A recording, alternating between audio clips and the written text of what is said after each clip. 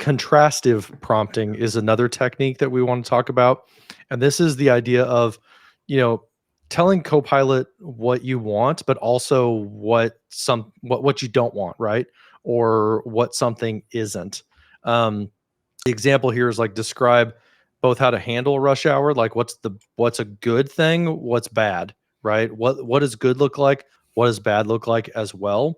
So I've got on here that example of so my first one is the idea of like, all right, describe again a rush hour situation, like how to handle it and how not to handle it. Like, what are some of the pitfalls, right? It helps you kind of point out some of the things to avoid, especially when you're like developing strategy, right?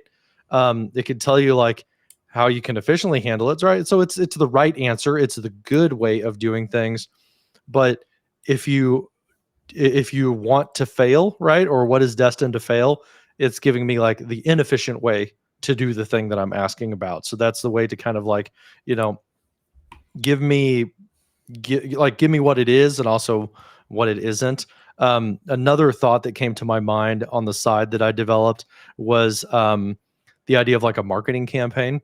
And another thing that you might be doing is like what's your mission, right? And sometimes the mission is like we're a small artisanal shop and we're going against big coffee, right? So like we want to contrast ourselves to something, right? So in my prompt I'm saying like, well, you know, contrast the personalized touch of like an artisan, like small coffee shop versus, you know, like the just like batch them out type of thing of like a large corporate faceless coffee shop, right? So it goes into it and it really, because I told it to like emphasize that difference or like emphasize what we aren't and lean into that. It gives me a lot of like, you know, the craft and talks about highlighting this, the expertise that the baristas have, things like that. Some of them, it gets into really creative stuff too, like you know, one way that you can stand out is like community involvement, right?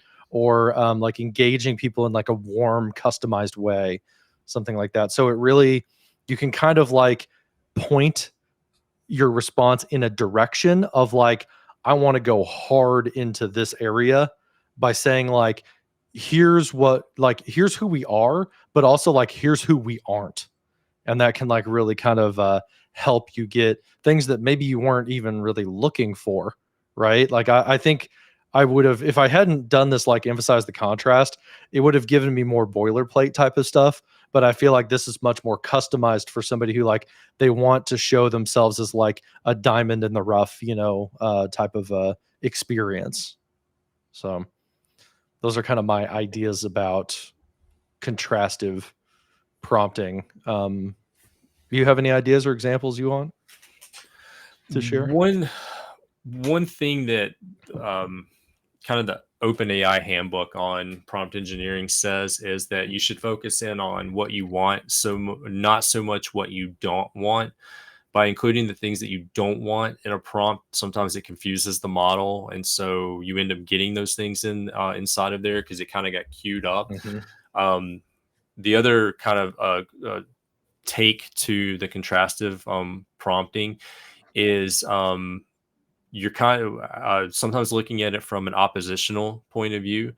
Is a way that you can have it look at like a process or look at something without referencing necessarily like the what not, or including what not to do inside of the prompt itself. So you can say like, imagine you're a frustrated customer and these are the 5 complaints. From the customer's point of view, help us to figure out how we can streamline our process to make the wait in line less long.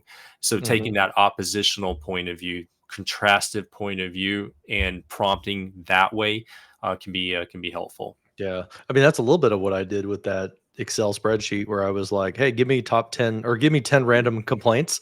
Like you could almost do that in a way of like focusing on the negative Hmm. for a little bit of time to like look at like, okay, what are the things we should avoid?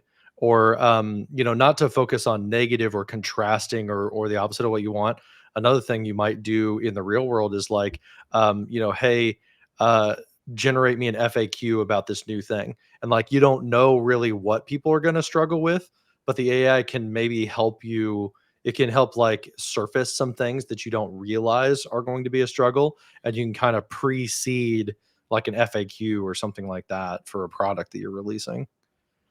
Yeah, Daryl has a good comment here about like it's like saying like don't trip over that toy, you know. It yeah, you get like you get what's it called, like a target focus or something like that, where it's like, by looking at the guardrail you're more likely to hit it Yeah. because you